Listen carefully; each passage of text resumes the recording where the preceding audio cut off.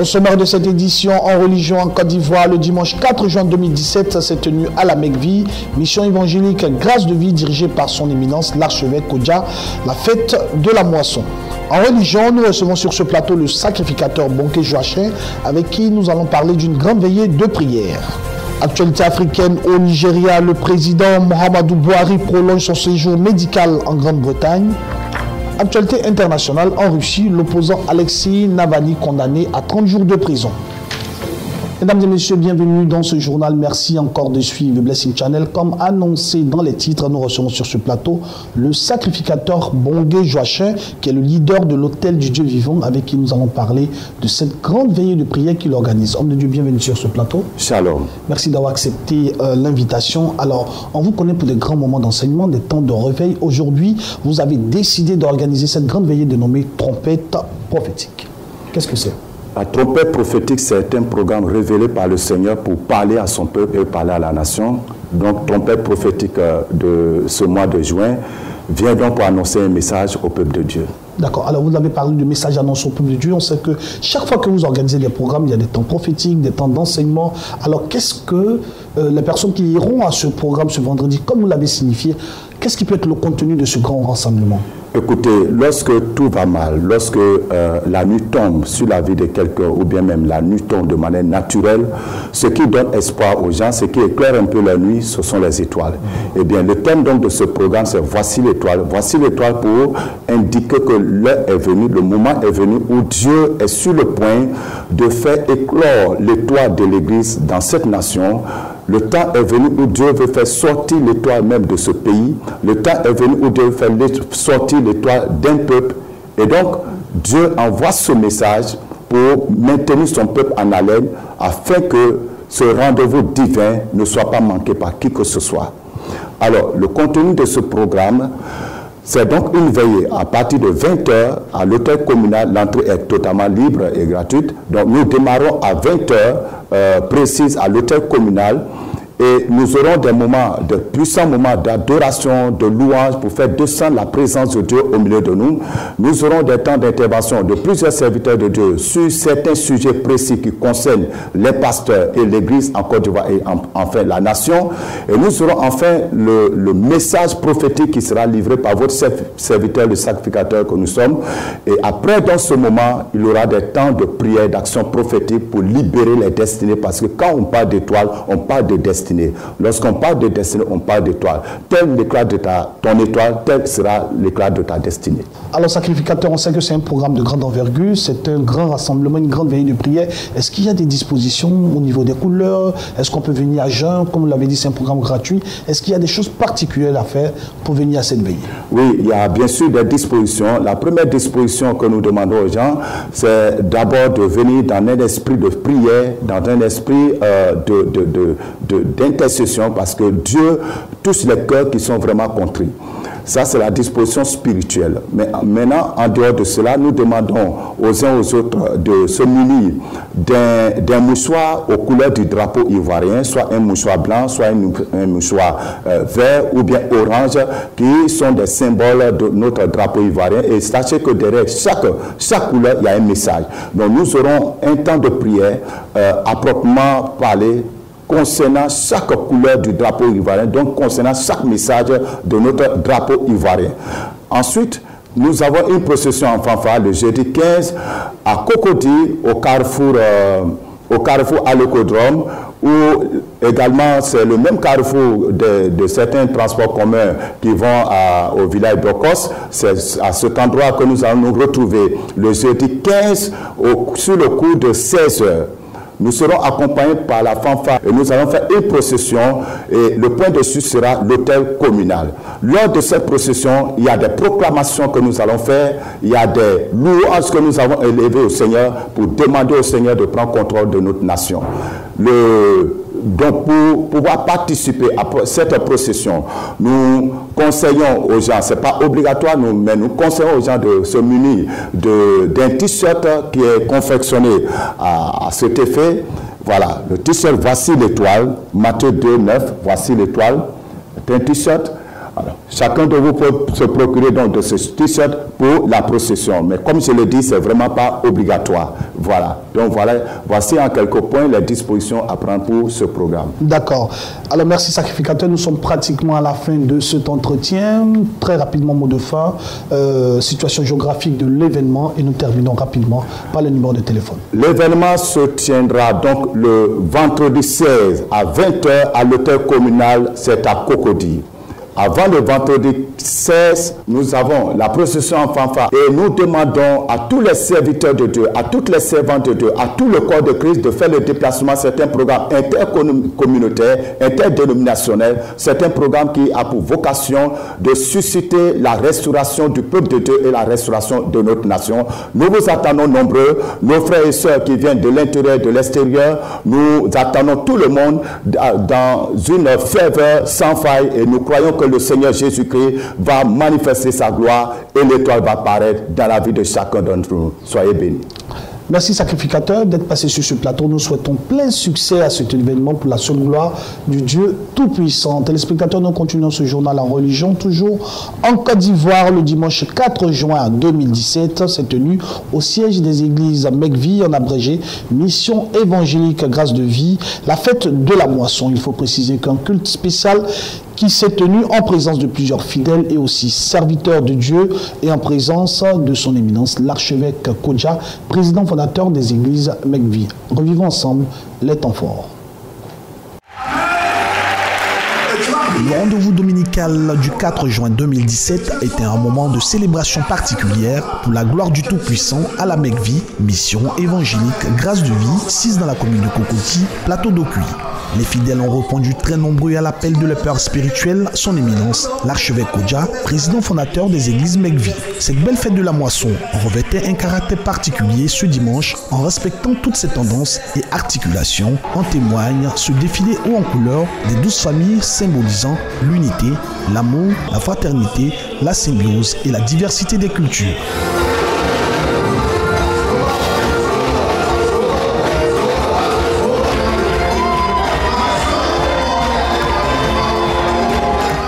À la suite des festivités, les fidèles ont été spirituellement nourris par la parole.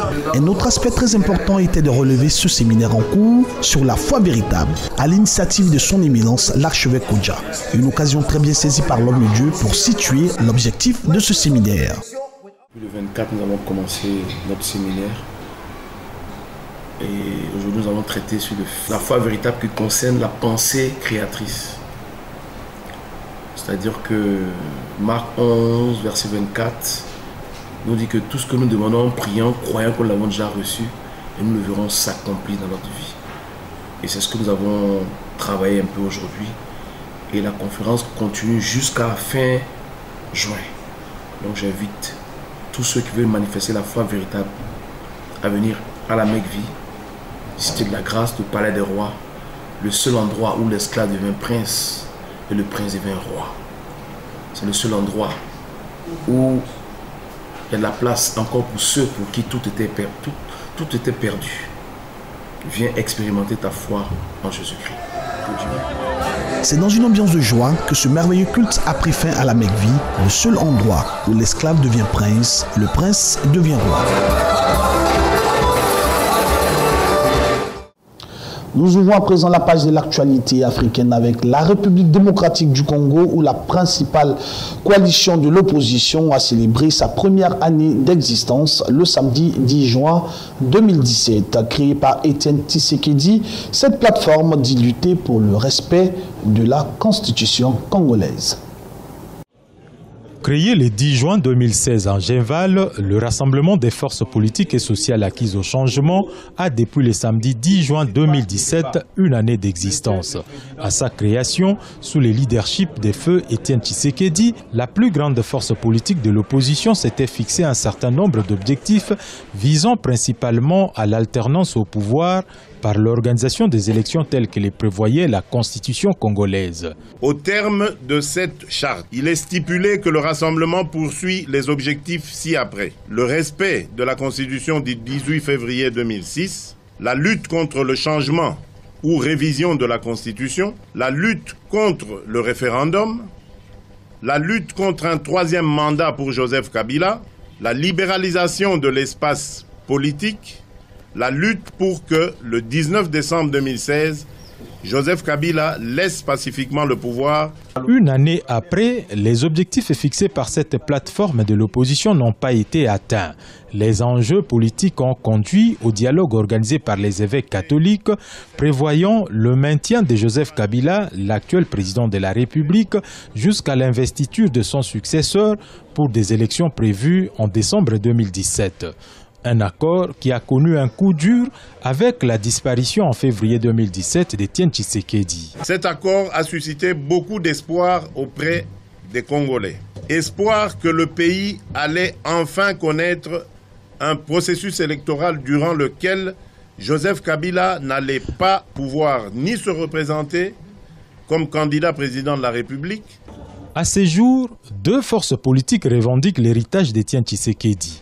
Le rassemblement de la mouvance Félix Tshisekedi, fils du feu Tshisekedi, et celle de Joseph Olenga Nkoyi, d'où est issu le nouveau Premier ministre Bruno Tshibala. Une confusion qui, pour beaucoup, avantage la majorité présidentielle et qui laisse sceptique quant à l'organisation des élections prévues en décembre 2017.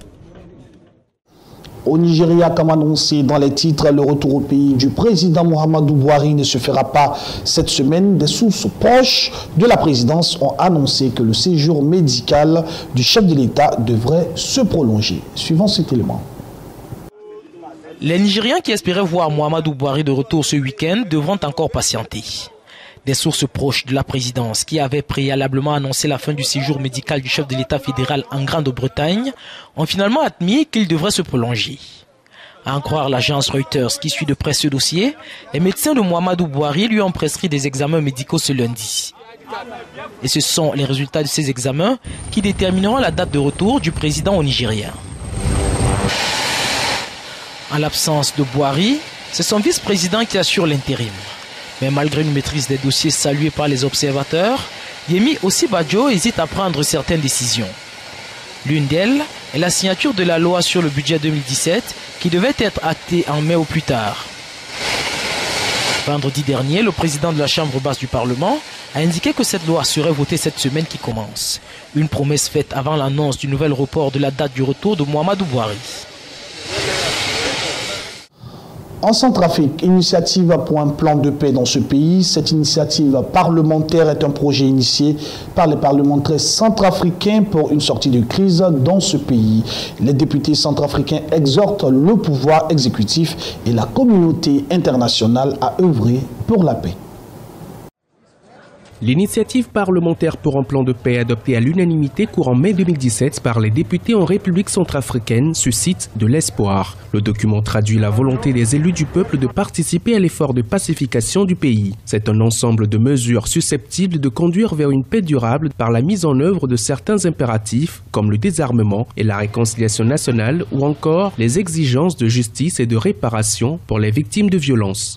La République centrafricaine est en crise depuis 1996 et malheureusement, malgré l'amnistie qui avait été votée en 2008, les crimes se poursuivent.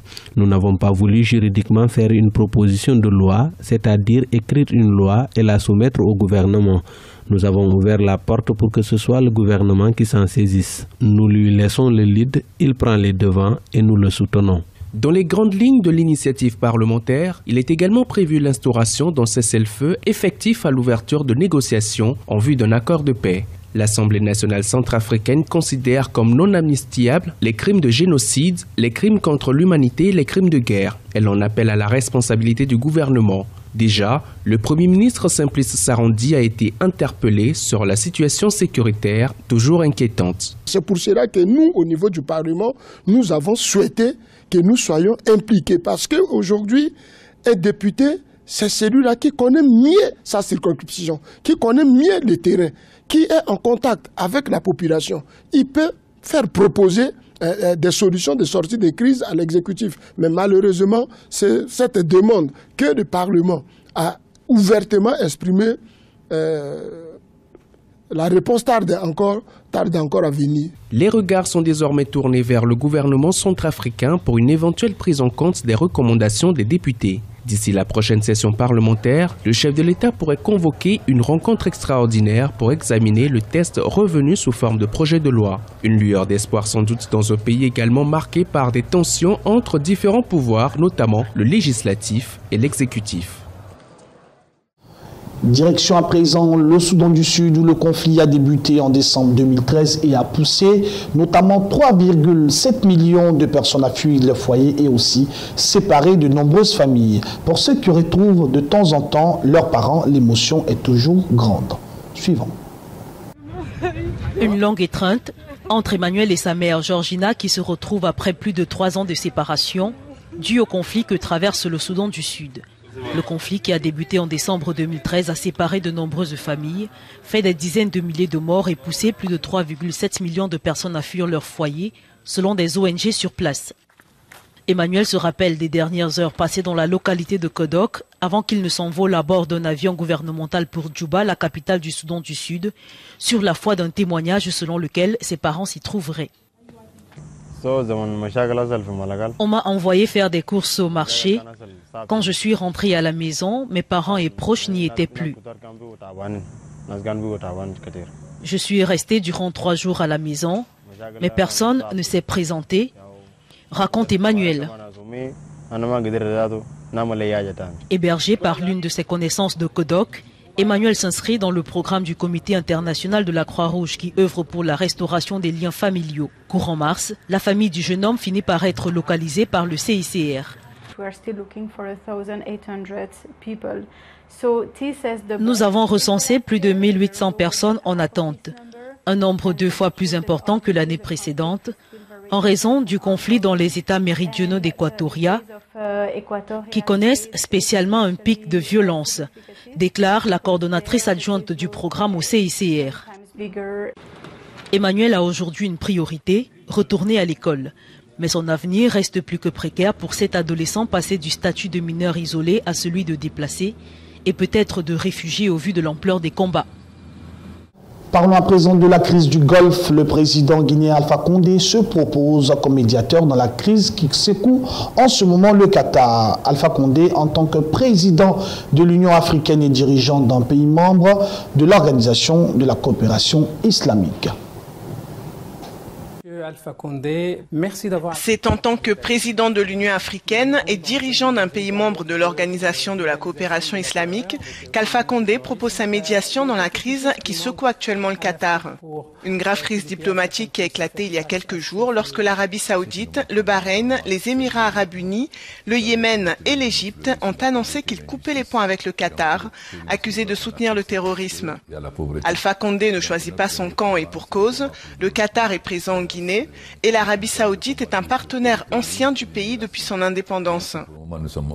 Outre le Maroc qui a aussi proposé son aide dans cette crise diplomatique, cette attitude tranche avec les positions prises par certains pays africains.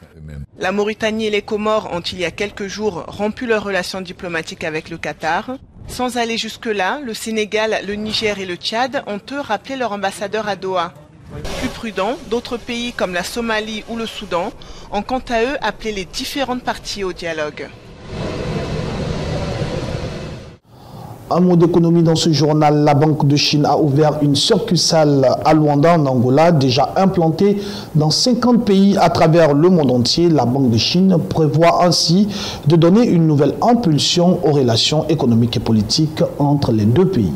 Reportage. La toute première banque asiatique ouvre ses portes à Luanda, capitale de l'Angola. Cette succursale de la Banque de Chine veut assurer les paiements des privés et du public, tout comme les institutions financières nationales. La banque, déjà implantée dans 51 pays à travers le monde, prévoit en outre effectuer des transactions en devises dès le 3e trimestre de l'année 2017, ce qui donne une nouvelle impulsion aux relations économiques et politiques entre les deux pays. L'Angola est l'un des grands partenaires de la Chine en Afrique et c'est vraiment bien que cela soit souligné et que cette relation soit consolidée par des actes comme celui-ci, des actes financiers. Sans action financière, rien ne peut se réaliser. Un mouvement qui vise selon Pékin à renforcer la présence chinoise en Afrique. Le pays a consenti l'an dernier un financement de 4,5 milliards de dollars à l'Angola pour la construction d'un barrage hydroélectrique à Kakulo-Kababa dans l'état du Kwanza Norte. À présent, l'actualité internationale avec la France où on parle de politique législative 2017. La République en marche écrase les partis traditionnels. Avec 32% des suffrages, la République en marche est arrivée largement en tête au premier tour des élections législatives. Le mouvement politique du président français Emmanuel Macron est en passe de s'offrir une majorité absolue. Une nouvelle couleur va faire son apparition à l'Assemblée nationale, celle de la République en marche. Le mouvement lancé par Emmanuel Macron il y a tout juste un an fait une entrée fracassante dans l'hémicycle en recueillant plus de 32% des suffrages. D'après les premières projections, le parti de la majorité présidentielle obtiendrait entre 415 et 455 sièges sur 577 à l'issue du second tour, soit largement plus que la majorité absolue. Dans le 15e arrondissement de Paris, au siège du parti, les militants laissaient exploser leur joie. Je me suis cassé les doigts, je peux vous dire, sur le terrain, mais quand on voit des résultats comme cela, on oublie tout ça. On est très contents. Du côté de Matignon, le nouveau gouvernement sort renforcé de ce scrutin, notamment pour engager les réformes du Code du travail et la législation antiterroriste promise durant la campagne. Malgré l'abstention, le message des Français est sans ambiguïté. Pour la troisième fois consécutive, vous avez été des millions à confirmer votre attachement au projet de renouvellement, de rassemblement et de reconquête du président de la République. Le 17 mai dernier, le chef du gouvernement avait prévenu « Les ministres battus devront démissionner ». Bruno Le Maire, Christophe Castaner et Richard Ferrand passent la barre du premier tour et sont en ballottage favorable pour le second. Et en cas de triangulaire ou de quadrangulaire, la règle sera la même pour tous. Le barrage républicain primera face au FN. Là où le maintien de notre candidat pourrait entraîner l'élection d'un candidat du Front National, nous lui demanderons de se retirer. Ces décisions seront actées au cas par cas dans la journée de demain. Mais si la République en marche rafle la majorité à l'Assemblée, c'est avec une minorité de voix. Moins d'un Français sur deux s'est déplacé pour se rendre aux urnes. Dans certaines circonscriptions, comme en Seine-Saint-Denis, l'abstention a même atteint près de 75%. Pour le candidat d'En Marche dans la 6e circonscription du 93, du travail reste à faire. N'oublions pas les personnes qui n'ont pas voté ou qui ne sont pas d'accord avec nos idées. Nous leur parlons tous les jours et en tout cas, notre volonté, si on remporte cette élection, c'est de rester avec les citoyens, de travailler avec eux, de les rassembler parce que l'objectif de la République en marche, c'est de réformer le pays, mais de le faire dans la concertation. Pourtant, une terre historiquement acquise au Parti socialiste, Alexandre Aïdara a créé la surprise en éliminant dès le premier tour la candidate socialiste et ancienne ministre de la Justice, Elisabeth Guigou. La terre a tremblé à Lesbos, en Grèce. Le séisme d'une magnitude de 6,1 a fait un mort et aussi une dizaine de blessés. La ville de Visra, habitée en majorité de retraités, a été la plus touchée. La terre tremble à Lesbos et fait un mort dans la ville de Visra, la plus touchée. Cette localité abritait 800 habitants, dont la plupart sont à la retraite. Le séisme, d'une magnitude de 6,1 sur l'échelle de Richter, a également fait une dizaine de blessés sur cette île grecque. Il n'y a plus de maison, se lamente Costas. Ici, il y avait ma voiture. Il n'y a plus d'avenir ici. Il faut partir.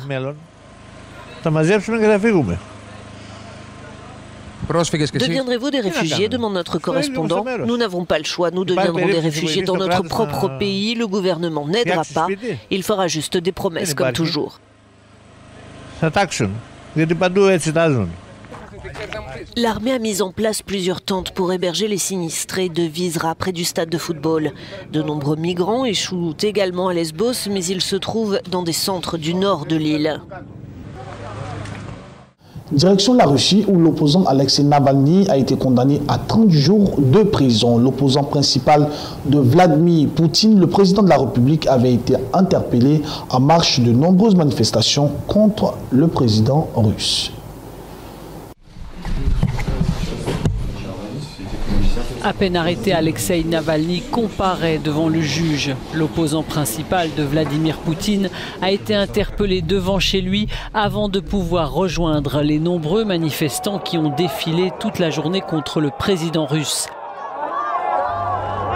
Avec lui, ce sont plus d'1 millier de personnes qui ont été interpellées ce lundi alors qu'elles étaient descendues dans toute la Russie pour dénoncer la corruption et conspuer Vladimir Poutine au pouvoir depuis 17 ans. J'aimerais bien savoir pourquoi je suis arrêté. J'allais au café, je voulais m'acheter un café. Un policier m'a dit « Venez avec moi ». Je lui ai dit que j'allais au café rejoindre ma copine, mais il m'a dit « Venez avec nous ». Et maintenant, je veux savoir pourquoi on m'a arrêté. Pareil pour moi, je n'ai pas pu faire 10 mètres après avoir quitté le métro. Et alors, j'ai senti qu'un policier m'attrapait. Ici à Saint-Pétersbourg, même scène, beaucoup de jeunes mobilisés et des arrestations. Cette mobilisation d'une ampleur inédite depuis plusieurs années suivait la publication par l'équipe d'Alexeï Navalny d'un film enquête accusant le Premier ministre Dimitri Medvedev de se trouver à la tête d'un empire immobilier financé par des oligarques. Nous terminons ce journal en parlant d'Israël au Moyen-Orient où le gouvernement israélien a décidé de réduire l'approvisionnement en électricité de la bande de Gaza. La décision fait suite à une demande de l'autorité palestinienne pour faire pression sur le Hamas. L'électricité devient de plus en plus rare à Gaza. La cause ? L'autorité palestinienne de Mahmoud Abbas a décidé de réduire sa facture mensuelle de 11 millions de dollars pour faire pression sur le Hamas qui contrôle la zone depuis 2007. Je pense que c'est la première fois que les habitants de Gaza se rendent compte que la crise récente n'a pas de lien avec Israël. Elle est liée à un conflit entre le Fatah et le Hamas, entre Mahmoud Abbas et Yahya Sinwar. Les livraisons israéliennes sont l'unique source d'approvisionnement des 2 millions de Gazaouis. Cette décision ne ferait donc qu'aggraver leurs conditions de vie selon le Hamas. Cette décision injuste de la Knesset, qui se doit de respecter le droit international, ne fera qu'empirer la situation à Gaza rapidement et sur tous les fronts. Elle sera responsable d'une grave détérioration de la situation dans la bande de Gaza, occupée et assiégée depuis plus de 10 ans maintenant. Aujourd'hui, la bande de Gaza reçoit au maximum 4 heures d'électricité toutes les 16 heures, des livraisons qui vont être réduites de près de 40% dans les prochains jours. Nous souhaitons renouveler notre appel au mouvement Hamas de Gaza. Nous leur demandons de nous permettre de réinstaller les institutions gouvernementales afin que le gouvernement puisse offrir ce qu'il faut à notre peuple, nos familles et ceux qui se sacrifient pour notre Gaza bien-aimé. Les conséquences de cette décision peuvent être dramatiques. Les eaux usées ne pourront plus être traitées et des ailes entières d'hôpitaux devront fermer lors des coupures d'électricité. Mesdames et messieurs, c'est la fin de ce journal préparé par l'ensemble de la rédaction de Bénin TV. Bonne suite du programme sur le Blessing Channel. Dieu vous bénisse. À bientôt.